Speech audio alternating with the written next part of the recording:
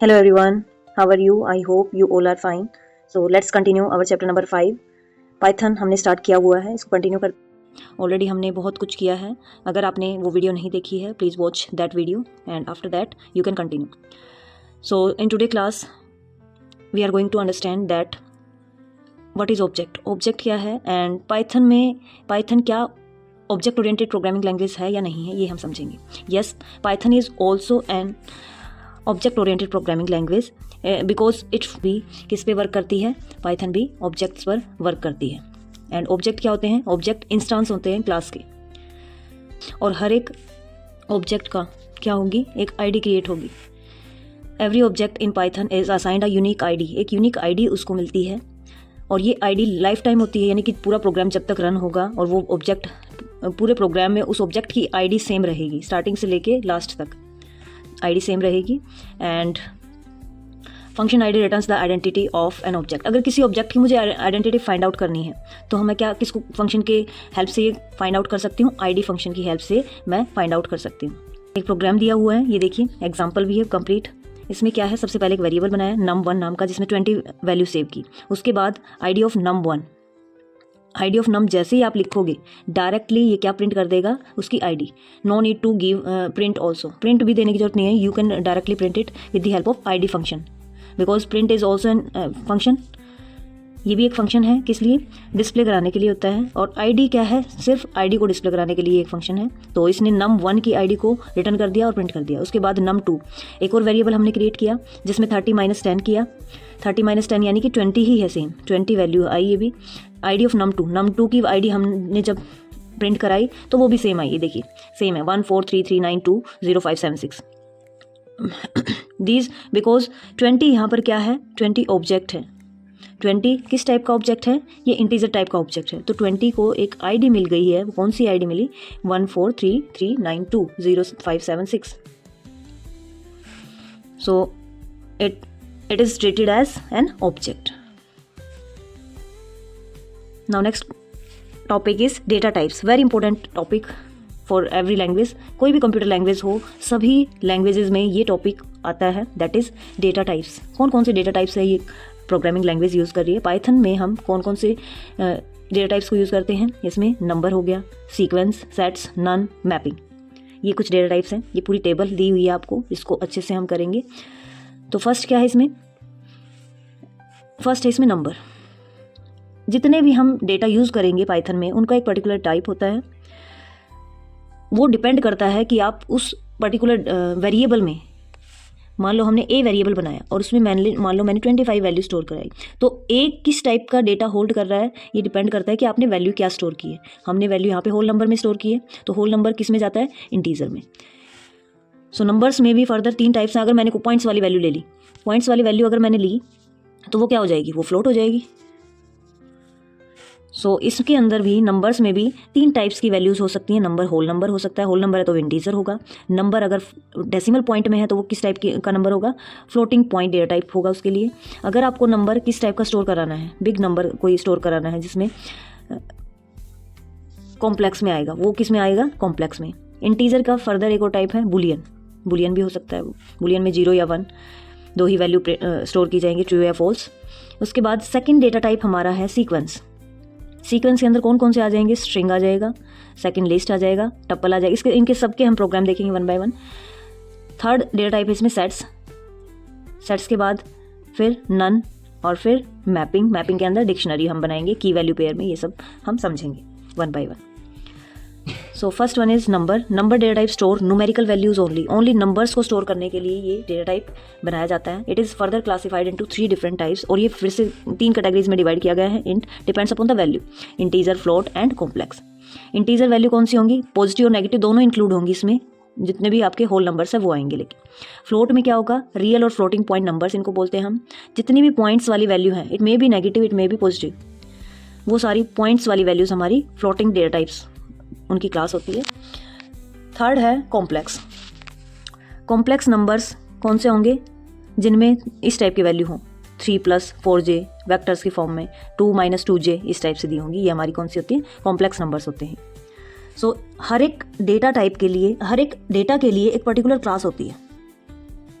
मान लो मैंने a दिया, a = 25, तो ये 25 क्या है, ये इंटीजर नंबर है। इंटीजर नंबर है तो कौन सी क्लास में जाएगा, ये इंटीजर क्लास को कॉल करेगा, और इंटीजर क्लास का क्या क्रिएट हो जाएगा, एक ऑब्जेक्ट क्रिएट हो जाएगा।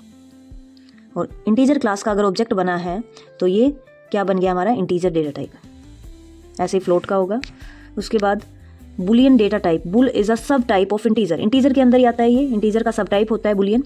It is unique data type consisting of 2 constant, सिर्फ 2 कॉन्स्टेंट को ये स्टोर करता है।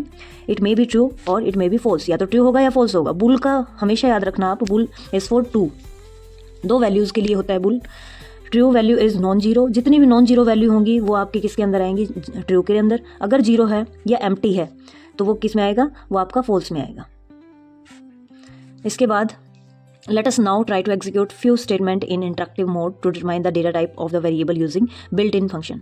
हम फाइंड आउट करेंगे कि किस क्लास से ये पर्टिकुलर जो भी हमने वेरिएबल बनाया है किस क्लास से बिलोंग करता है। तो उसके लिए हमने कोड लिखा हुआ है। क्या कोड है, ये कोड है, पहले एक वेरिएबल बनाया num1 नाम का, जिसमें हमने वैल्यू स्टोर कराई 10। उसके बाद हमने फाइंड आउट किया यानी कि किस टाइप का है नम। जब भी हमें टाइप फाइंड आउट करना हो तो हम कौन से फंक्शन को कॉल करेंगे, टाइप फंक्शन को। ये चीज़ आप ध्यान रखना, there are so many different functions available in all the computer languages which we can use to perform different function. कोई भी फंक्शन परफॉर्म करना है तो कुछ बिल्ट इन फंक्शन होते हैं हर एक कंप्यूटर लैंग्वेज में जो हम यूज़ कर सकते हैं। तो यहाँ पर देखो प्रिंट फंक्शन था, जनरली जो सबसे मोस्टली फर्स्ट प्रोग्राम भी आप लिखोगे ना, प्रिंट हेलो ये लिखोगे, तो ये भी एक फंक्शन है। जहाँ पर आपको ये इस टाइप से ब्रैकेट लगी हुई मिल जाए ना, वो सभी मोस्ट ऑफ द टाइम वो क्या होते हैं, वो फंक्शन ही होंगे आपके। तो यहाँ पर कौन से फंक्शन को यूज़ किया, इसके बाद मैंने एक आईडी फंक्शन भी बताया था। तो अभी तक मैं आपको 2-3 फंक्शन तो ऑलरेडी बता चुकी हूँ। आईडी फंक्शन था जहाँ पे हमने कोई भी वेरिएबल का नाम दिया था। आईडी फंक्शन आईडी रिटर्न करता है। प्रिंट फंक्शन डिस्प्ले करता है, एज इट इज़ इस मैसेज को डिस्प्ले कर देगा प्रिंट के अंदर। जो ये डबल कोट्स में लिखा होता है ये एज इट इज़ प्रिंट होता है। उसके बाद अब हम कर रहे हैं टाइप फंक्शन का यूज़। यहाँ पर टाइप ब्रैकेट में वेरिएबल का नाम दिया, अब ये इस वेरिएबल के टाइप को बताएगा। तो इसने क्या रिटर्न किया है, आउटपुट आई क्लास इंट। इसने बताया कि ये किस क्लास से बिलोंग करता है, ये इंटीजर क्लास से बिलोंग करता है, क्योंकि इसमें वैल्यू किस टाइप की थी, होल इंटीजर्स, होल नंबर्स थे इसमें, तो इसलिए क्लास कौन सी बिलोंग करती है, इंट। ऐसे ही फिर एक और नंबर लिया, नेगेटिव में लिया अब की बार भी क्या रिटर्न किया इसने, इंट, क्योंकि ये भी होल नंबर है। उसके बाद हमने एक और वेरिएबल क्रिएट किया ट्रू नाम का, वेरिएबल var1 नाम है इसका और वैल्यू है इसमें ट्रू। टाइप, फिर हमने टाइप फाइंड आउट किया, टाइप को फिर से कॉल किया टाइप फंक्शन को, किस लिए, var1 का टाइप फाइंड आउट करने के लिए। तो अब की बार इसने क्या रिटर्न किया, आंसर रिटर्न किया क्लास बुल से ये बिलोंग करता है। ऐसे ही एक और वेरिएबल हमने बनाया float1 नाम का, ये यहाँ पे डेटा टाइप नहीं है, ये यहाँ पर कोई कीवर्ड भी नहीं है, क्योंकि यहाँ पर हमने 1 लिखा है फ्लोट के साथ। हमने फ्लोट एक कीवर्ड समझा था लेकिन साथ में 1 लगा दिया, तो ये अब कीवर्ड नहीं है, ये जस्ट यहाँ पे वेरिएबल है। वेरिएबल में वैल्यू स्टोर की गई, पॉइंट्स डेसिमल में है ये।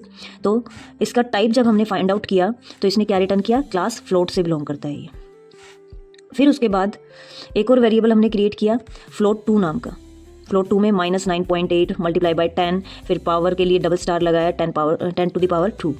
इसके बाद float2 कोमा, प्रिंट में हमने क्या क्या स्टेटमेंट दी है अब की बार, प्रिंट में हमने दिया float2 प्रिंट करना है।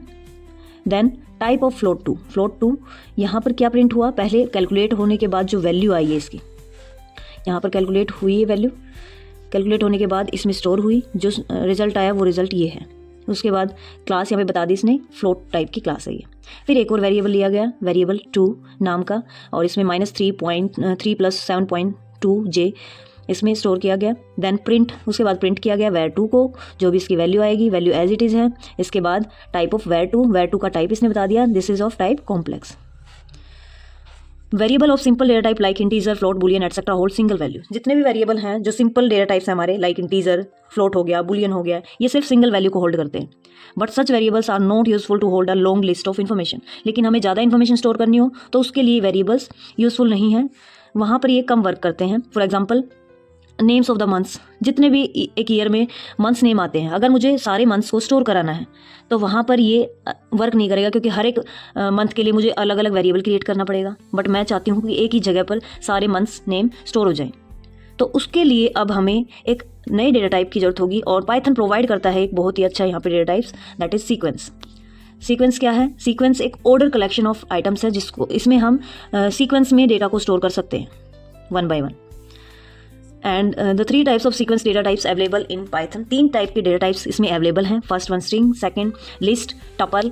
ये 3 डेटा टाइप्स हैं जो सीक्वेंस में वर्क करते हैं। We will learn about each of them in detail in later chapter. जो आगे चैप्टर आएंगे डिटेल में भी समझेंगे इनको। अभी हम थोड़ा थोड़ा इनमें मैं आपको इनका थोड़ा थोड़ा डिफाइन करूँगी। स्ट्रिंग क्या है?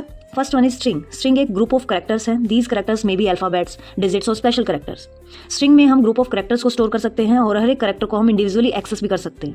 एंड इसको जो है डबल कोट्स में लिखा जाता है। डबल कोट्स में जैसे हम प्रिंट स्टेटमेंट में डबल कोट्स लगा रहे थे, ऐसे ही हम इसमें डबल कोट्स में स्टोर करेंगे स्ट्रिंग को। एग्जाम्पल के साथ समझ सकते हैं हम। ये देखिए यहाँ पर जैसे एक एग्जाम्पल दिया हुआ है। str1 स्ट्रिंग टाइप का वेरिएबल है और इसमें क्या वैल्यू स्टोर की गई? Hello friend. या तो अपोस्ट्रोफी लगा सकते हैं हम या डबल कोट्स। 452 आपको दिखने में तो ये लग रहा होगा इंटीजर टाइप का है, बट ये स्ट्रिंग टाइप का हो गया है क्योंकि हमने दोनों साइड इसमें क्या लगाया, डबल कोट्स लगाए हैं, तो इसलिए ये ट्रीट किया जाएगा एज अ स्ट्रिंग। इसके साथ हम कोई भी ऑपरेशन परफॉर्म नहीं कर सकते। प्लस माइनस डिवाइड ये हम नहीं कर सकते। ये जस्ट डिस्प्ले होगा 452। ये एक तरह से सिंबल की तरह डिनोट होंगे, यहाँ पर नंबर्स की तरह ट्रीट नहीं होंगे। So we can not perform numerical operations on strings. इसके बाद नेक्स्ट है, इसी के अंदर सीक्वेंस का सेकंड सब टाइप है लिस्ट। लिस्ट के अंदर sequence of items separated by comma. Comma से हम सेपरेट कर सकते हैं हर एक एलिमेंट को। जैसे कि स्ट्रिंग में था हम एक साथ लिख रहे थे इसको, इसमें क्या है हम कोमा लगाकर डिफरेंट वैल्यूज़ को एक साथ स्टोर कर सकते हैं। लिस्ट का सिंबल होता है स्क्वायर ब्रैकेट। ये ब्रैकेट लगती हैं आगे स्टार्टिंग में और एट द एंड। एंड ये लिस्ट का नाम हो गया, नाम देते हैं देन स्टार्ट फ्रॉम ब्रैकेट, और इसकी इंडेक्सिंग भी की जाती है, वो सब हम आगे समझेंगे। उसके बाद टपल। टपल भी एक सीक्वेंस डेटा टाइप है and it is separated by commas.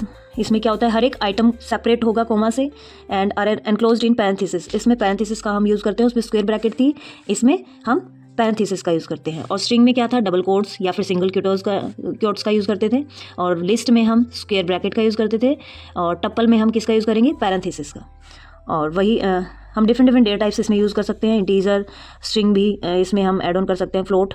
तो मल्टीपल डेटा टाइप्स हम इसके अंदर एक साथ यूज़ कर सकते हैं और एक लिस्ट क्रिएट कर सकते हैं।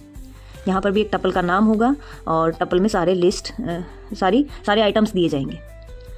ये देखिए यहाँ पे टपल 1 बनाया और फिर उसमें ये आइटम्स दिए। टपल को डिस्प्ले कराने के लिए टपल का नाम प्रिंट स्टेटमेंट के प्रिंट फंक्शन के अंदर हम दे देंगे जस्ट, और ये प्रिंट हो जाएगी। उसके बाद नेक्स्ट है set. Set is an unordered. जो अभी तक हमने जो की है वो सीक्वेंस डेटा टाइप्स किए हैं। उसके बाद नेक्स्ट हम कंटिन्यू करेंगे सेट से नेक्स्ट वीडियो में। Till then take care, bye bye, see you in the next video.